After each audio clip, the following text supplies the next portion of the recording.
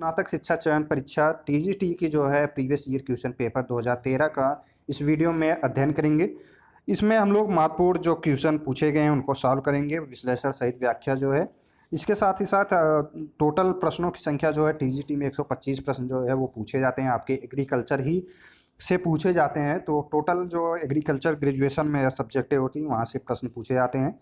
तो इस previous year question paper को सॉल्व करके आप अंदाज़ा लगा सकते हैं कि किस टॉपिक से कितने प्रश्न जो है पूछे जाते हैं। इससे आप आगे आने वाले एग्जामों में आपको बेनिफिट मिल सकता है। तो इसी में हम लोग कुछ महत्वपूर्ण क्वेश्चन जो है आज के इस 2013 के प्रीवियस ईयर क्वेश्चन पेपर को 3 खंडों में सॉल्व करेंगे। कुछ महत्वपूर्ण क्वेश्चन जो रहेंगे 40-40 क्वेश्चन 3 खंडों में हम इनको डिवाइड करके जो है सॉल्व करेंगे।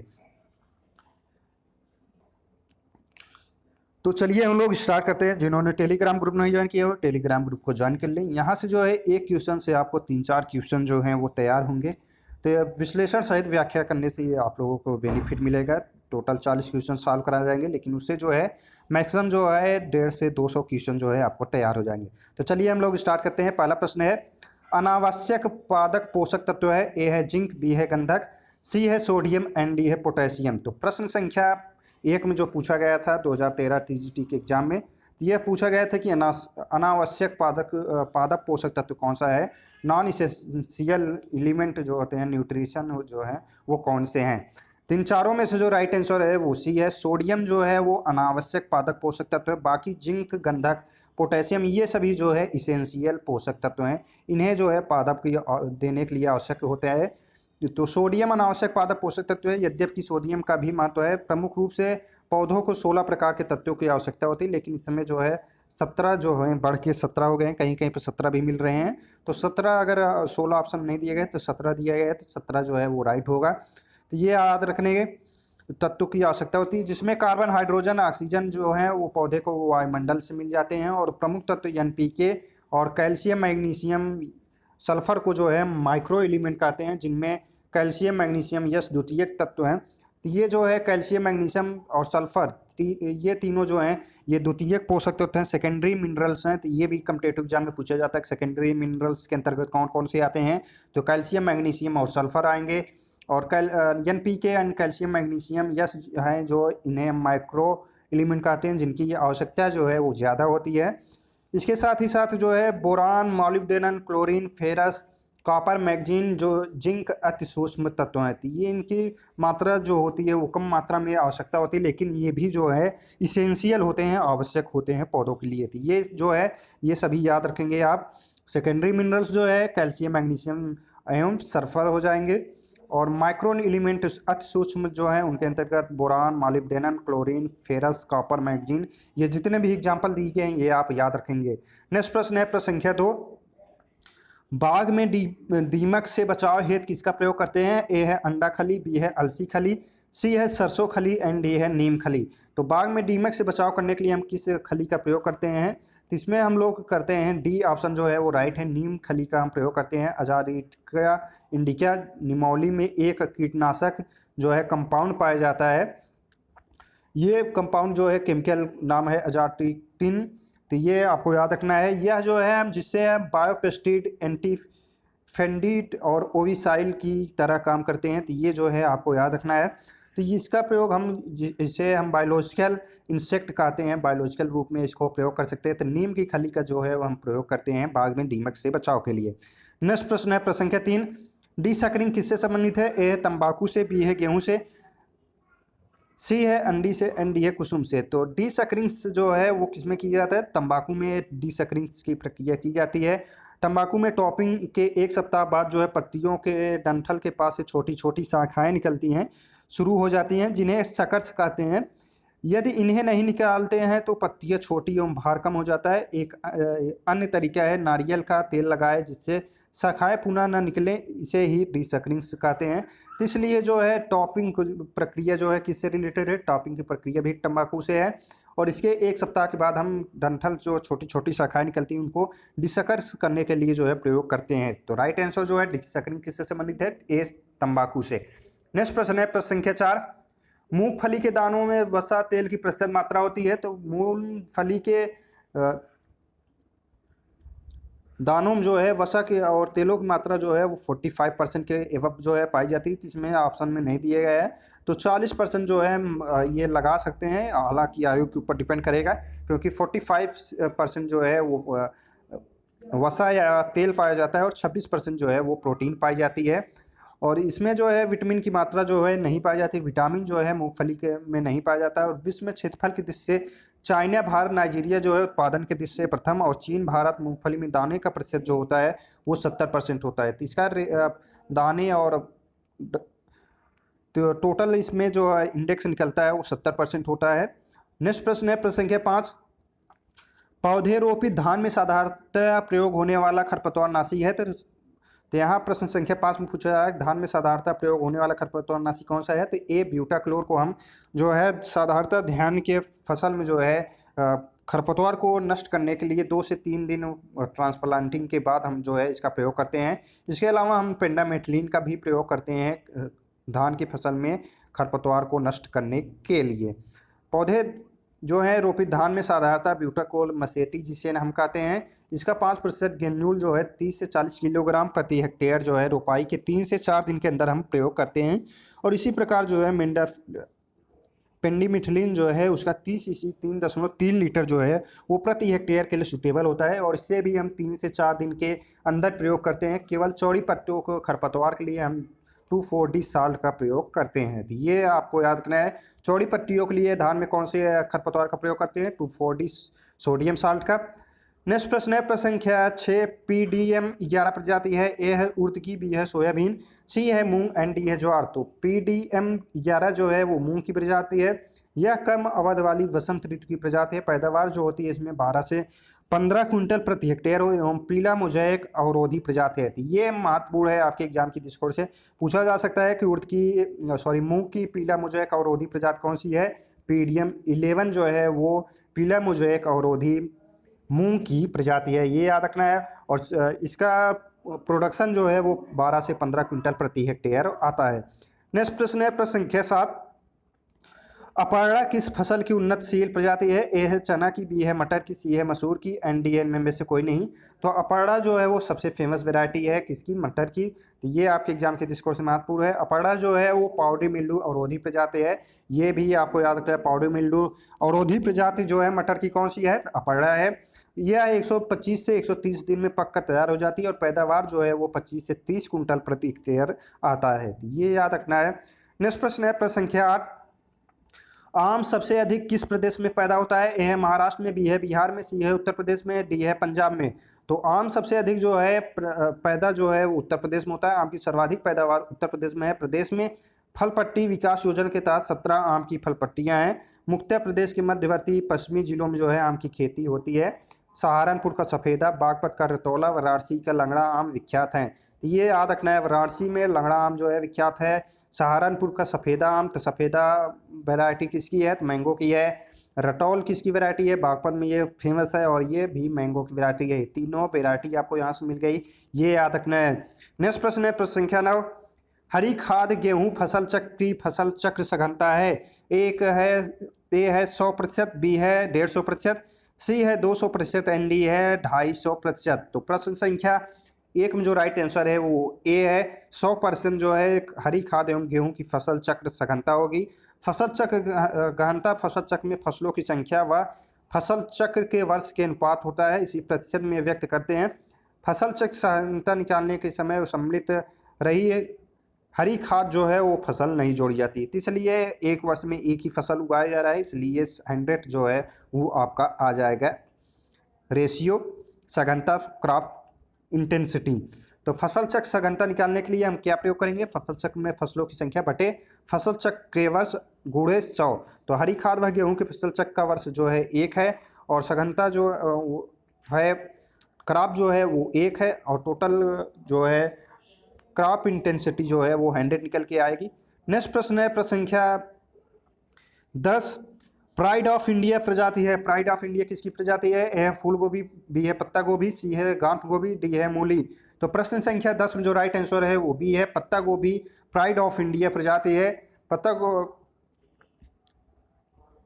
पात गोभी, फूल गोभी व गांठ गोभी जो है ये सभी किस क्रॉप के अंतर्गत आती हैं? तो ये कोल क्रॉप्स के अंतर्गत आते हैं। Pride of India, golden acre, early drum head, super 60, earliest of L एवं सुपर एक्सप्रेस जो है ये सभी किसकी वैरायटी हैं? तो ये सभी जो है पात गोभी की वैरायटी हैं। और इसके अलावा कोपेनहेगन मार्केट, इलिंस वॉल एक्स 6357, royal express, Indian drum head पात गोभी की मध्यम सीजन की प्रजाति हैं। और Pusa drum head, late drum head, लॉज ड्रम हैंड, सबो आदि जो हैं वो प्रजाति पिछली पछेती हैं। और गंगा कावेरी तथा यमुना पात गोभी F1 संकर प्रजाति हैं। और कावेरी जो है एक और वैरायटी है, ये किस सीरियल क्रॉप की है ये आपको कमेंट करके बताना है। कावेरी किसकी वैरायटी है ये पात गोभी को छोड़ के, आपको ये कमेंट में बताना है। नेक्स्ट प्रश्न है प्रश्न संख्या 11, भेड़ का औसत जीवन काल कितना होता है? ए 7 से 8 वर्ष, बी है 10 से 12 वर्ष, सी है 12 से 15 वर्ष एंड डी है 15 से 17 वर्ष। तो प्रश्न संख्या 11 में जो राइट आंसर है वो आपका बी है, 10 से 12 वर्ष जो है भेड़ का औसतन जीवन काल होता है। और इसमें जो है भेड़ का गर्भकाल जो होता है, गटेशन पीरियड, वो 150 दिन का होता है। मादा भेड़ जो है 9 से 14 महीने में जो है यो फर्टिलाइज के लिए योग्य हो जाती हैं। भेड़ जो है 7 वर्ष तक प्रजनन योग्य रहती हैं। प्रजनन भारत में मुख्यतः मार्च, अप्रैल, जून, जुलाई, अक्टूबर, नवंबर में होता है। और विश्व में सबसे अधिक भेड़ जो है उसकी संख्या कहाँ पे है? तो ये ऑस्ट्रेलिया में पाई जाती है। तो ये आपको याद रखना है, कॉम्पिटिटिव एग्जाम के दृष्टिकोण से महत्वपूर्ण है आपके। तो भेड़ का औसतन जीवन काल जो है वो कितना होता है? तो ये 10 से 12 वर्ष होता है। नेक्स्ट प्रश्न है प्रश्न संख्या 12, एनीमोमीटर का प्रयोग किसके मापन के लिए किया जाता है? ए है तापमान के लिए, बी है वायु दाब के लिए, सी है वायु दिशा के लिए और डी है वायुगत के लिए। तो ये एनीमोमीटर जो है हम वो वायुगत को मापने के लिए करते हैं। एनीमोमीटर जो है वो ग्रीक शब्द है, एनीमोस से बना हुआ है, जिसका अर्थ होता है हवा। यह मौसम वेधशालाओं का एक समान यंत्र है। तो राइट आंसर जो होगा प्रश्न संख्या 12 में वो डी होगा। नेक्स्ट प्रश्न है प्रश्न संख्या 13, बकरी के दूध में वसा का औसत प्रतिशत जो है वो कितना होता है? 2 से 6%, बी है 5 से 4%, सी है 4 से 5% एंड डी है 5 से 9%। तो टोटल जो होती है बकरी में दूध में वसा का प्रतिशत मात्रा जो है वो 4 से 5% पाया जाता है। और प्रोटीन जो होती है 3 से 7% पाई जाती है, लैक्टोज 4 से 6%, खनिज 0.85%, वसा रहित ठोस पदार्थ।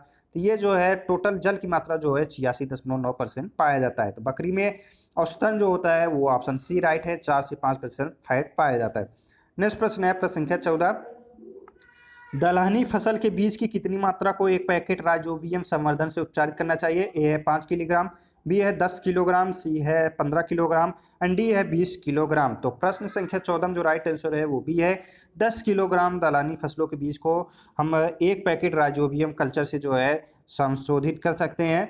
और इसे जो है नियमानुसार कल्चर मिलाने के लिए गुड़ का घोल प्रयोग किया जाता है। ये भी एग्जाम में पूछा जाता है कि कल्चरल करते समय हम राइजोबियम को किस का प्रयोग करते हैं? तो उसमें जो है मिलाने के लिए हम गुड़ का घोल का प्रयोग करते हैं, जिसको चिपचिपा रूप में बना लेते हैं और स्पर्श बीज में कल्चर को जो मिला देते हैं और 8 से 10 घंटे जो है जूट के बोरे से ढक के हम जो है कल्चर क्रॉप में करते हैं।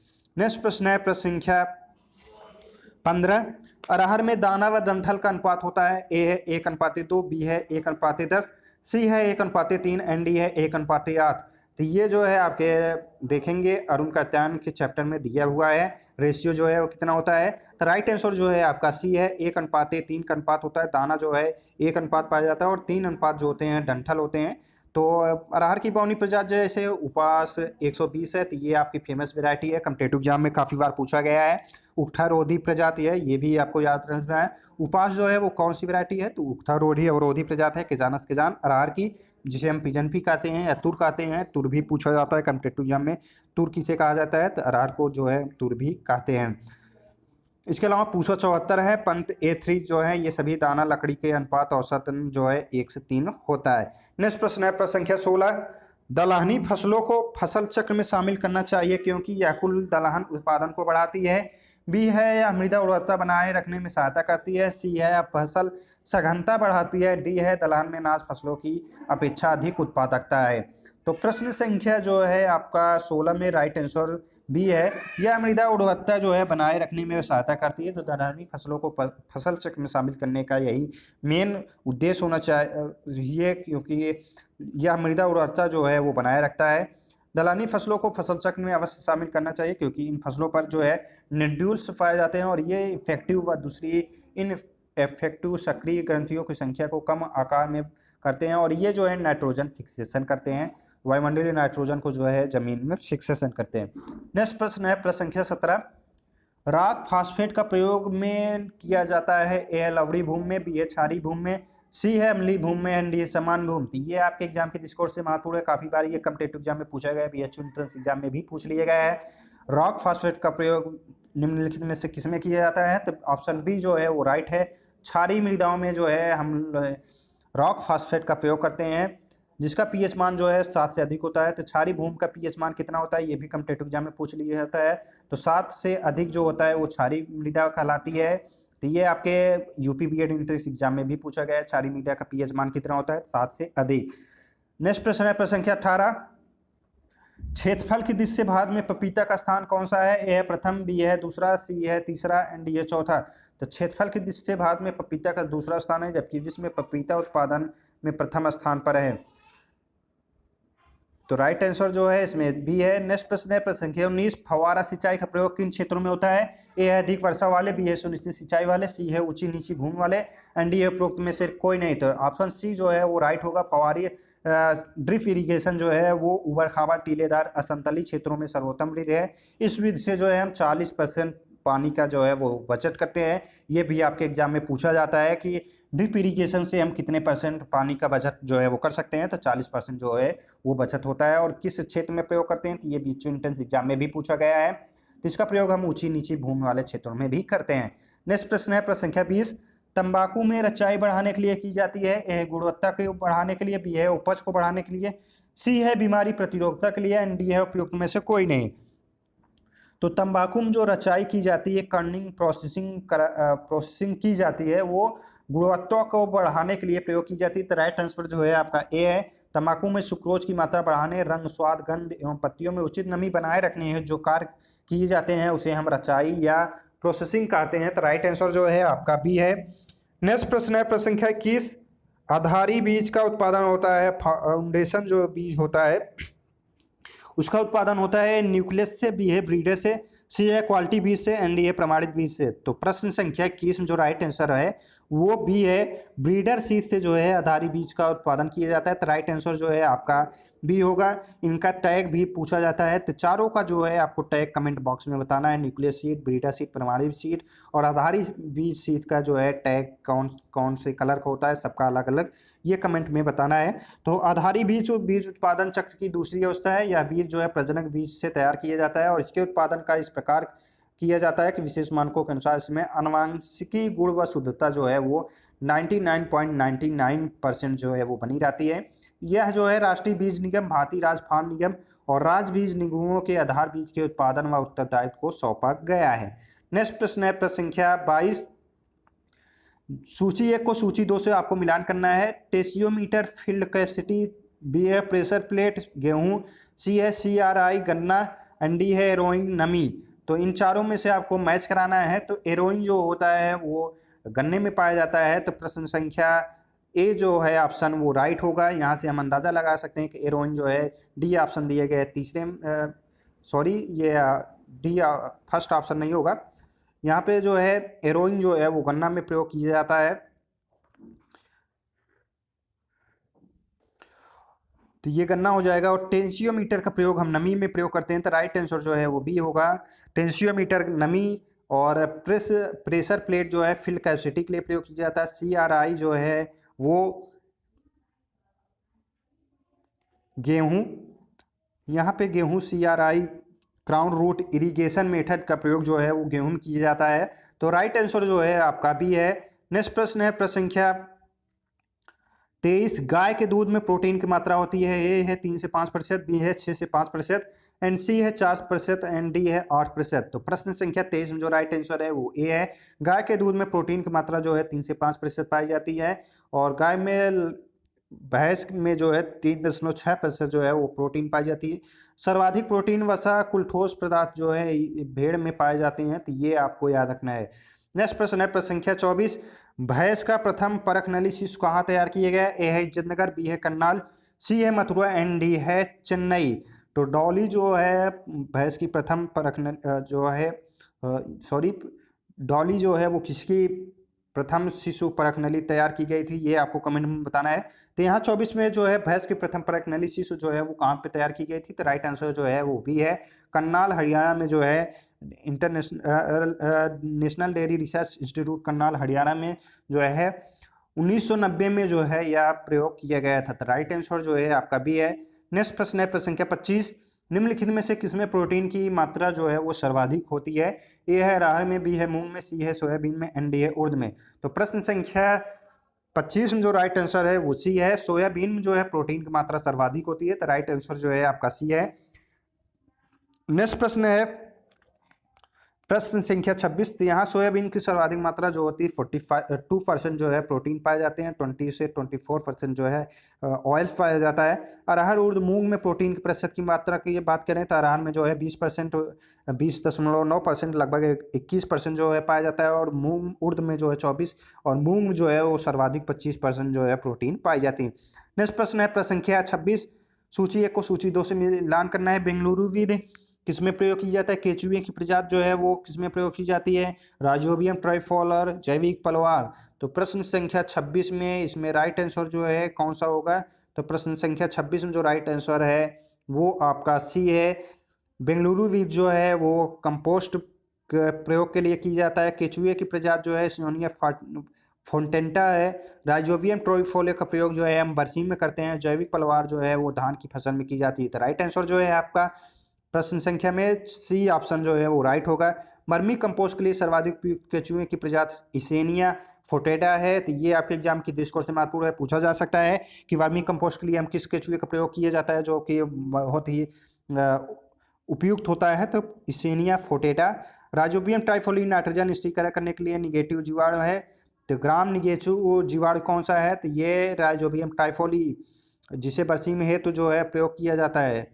नेक्स्ट प्रश्न है प्रश्न संख्या 27, ऐसा तरीका जिसके द्वारा जल नियंत्रित रूप में लगाया जाता है कहलाता है। ए है सिंचाई सूचीकरण, बी है सिंचाई विधि, सी है सिंचाई अवधि, एंड डी है उपरोक्त में से कोई नहीं। तो प्रश्न संख्या 27 में जो राइट आंसर है वो भी है सिंचाई विधि ऐसा तरीका है जिसके द्वारा हम तो राइट आंसर भी मृदा में उचित नमी बनाए रखने के लिए, पौधों की वृद्धि के लिए, फसलों को कृत्रिम रूप से यथोचित जल देने की क्रिया को जो है हम सिंचाई कहते हैं।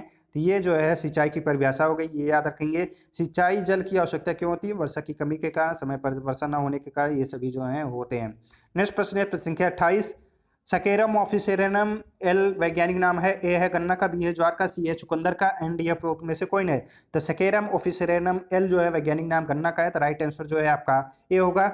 ज्वार का जो होता है वो सोरघम बाइकलर लीनियस होता है, चुकंदर का बीटा ओलिगेरिस होता है, मक्का का जो होता है जियामेज होता है, और कांस का सकेरम स्पॉन्टेनियम। तो ये सभी जो है बॉटनिकल नेम याद रखना है, आपके एग्जाम की दृष्टिकोण से महत्वपूर्ण है। नेक्स्ट प्रश्न की तरफ बढ़ते हैं हम लोग। प्रश्न संख्या 29, दुनिया का सबसे बड़ा फूल कौन सा है। तो ये हमने जो है बायोलॉजी का जो क्वेश्चन सॉल्व कराया है उसमें बताया था दुनिया का सबसे बड़ा फूल जो है पूछ लिया जाता है।